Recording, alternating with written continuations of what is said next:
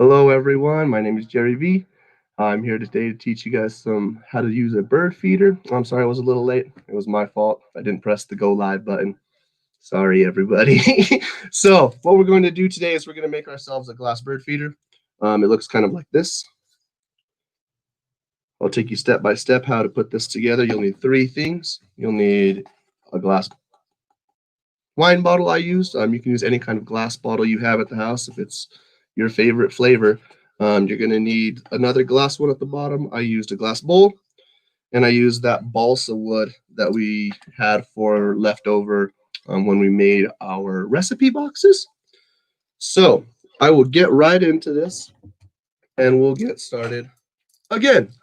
So I'm going to move over to the other side, and you'll see my hands, not my face. So we'll go it this way. All right, here we go.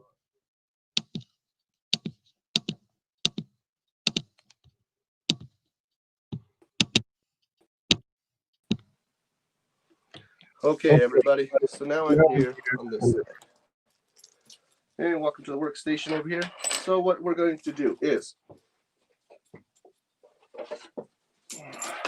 we have our old balsa wood, right? We had that piece I decided not to use to make another birdhouse recipe box. I decided to make a bird feeder this time. So what we're going to do is we're going to take that balsa wood and we're going to cut it 8 centimeters long. Okay? 8 centimeters long. Or wide, excuse me, 8 centimeters wide by 14 centimeters long. Okay, we want it a little bit longer so that we can fit our bottle into there. That's what this kind of fits for this bottle. Okay, so we'll cut this out. Next one we're going to take is going to be 7.5 inches. We want it a little bit smaller than our 8-inch diameter here so it fits on the inside. And then this is going to be 5.5 inches long. 7.5 inches wide, 5.5 inches long. 8 inches long, 8 inches wide, 14 inches long. Take these two pieces to either your favorite workshop, your significant friend, somebody that is not going to cut their fingers off. Cut this out, okay? Power of the internet allows me to show you what we have here. Okay, so there's our first one. This is what we get cut out with, okay? We make sure this is a little bit smaller. 7.5 by 5. Okay, 8 by 14. So what we're going to do today is we're going to use a stain. If you're going to use a stain, make sure you cover your hands with gloves so that way you do not stain your hands. It takes a little bit of time for you to pull the stain out of your hands, and it kind of takes a couple days. So make sure you glove up. After you glove up, we're going to stain our wood, okay? Staining our wood, we're going to take a little of our stain.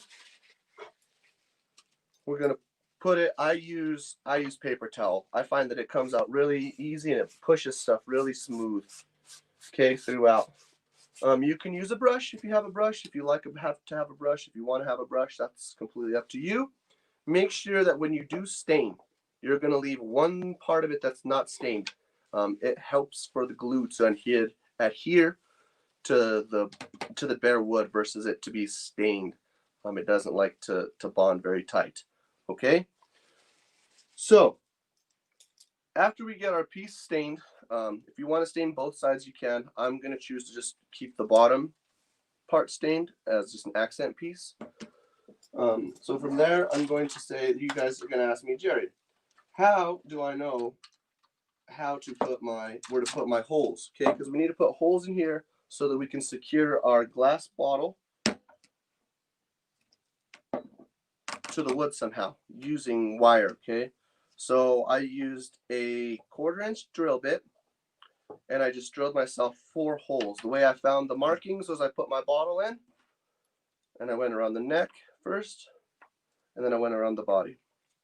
Okay, I chose 4 holes. I thought it was the best way to keep it secure to the back here. Okay, after you get your holes drilled, after you get your stain done, this is after we make sure we lay a bead. I used Bond-Tite wood glue. Use wood glue, folks. It's designed by professionals. I'm not a professional, but I know it works. So we're going to glue that together. Okay, glue this tight. Okay, we're going to glue this tight together. I use a pair of vice grips to keep it together, and I just clamped it here on the bottom. Okay. After this, you say, Jerry, this is awesome, but how do I make it unique, cool, my own?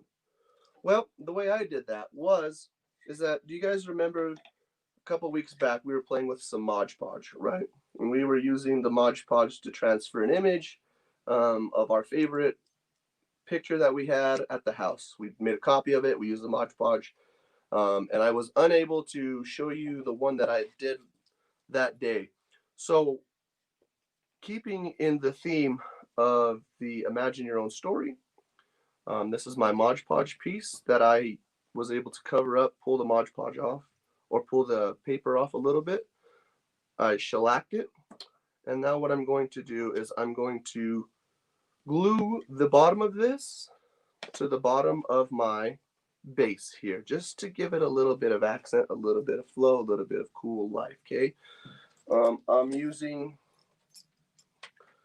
to be using a glue gun. Okay, this shouldn't be too hard for everybody. Okay, so what you do is you put your glue here on the bottom here, glue gun up right here, lay it flat, press it down tight. Perfect. Now that'll stay there, right?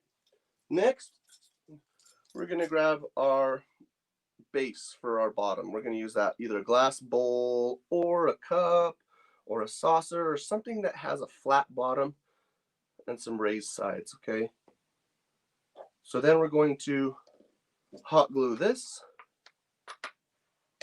to here. Okay, you can use newspaper, you can put anything you want. You don't have to put anything there if you don't want to. Okay, if you feel like you're like, Jerry, that's too much, something simple like that also works. Okay, it's completely up to you folks at home. So after we have these glued, stained, clamped together, and everything's tight, correct? We end up having something like this. Okay, this is glued using the Bondtite right here. This is glued using the hot glue, as well as this. Okay, so what you do here is you fill your glass bottle, whatever it happens to be. This one was one of my favorites that I found.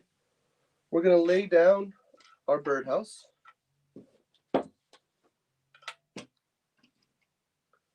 After we fill the contents with your favorite birdseed, lay your birdhouse down. And this is a gravity-fed birdhouse, or I'm sorry, bird feeder. Okay. So it just feeds our little critters throughout the winter and the fall. So after they eat a little bit more pours. Eat a little bit more pours. Okay. I put a couple more holes so that I can hang it. You guys can choose to do however you want if you want to put it on something. But this is what it looks like when it's all finished, folks. It's not too hard.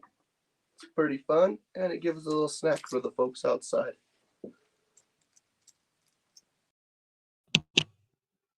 So again, I would like to say thank you very much for everybody who stuck with me. And I appreciate you guys hanging out and learning a little bit of new stuff to do for the critters outside. And don't forget to imagine your own story, and come visit the library as much as you can, via the checkouts, via the curbside to go. We miss you all. I hope you're all safe. I hope you all are doing well. And again, my name is Jerry V, and I'm here at the Lucero Library.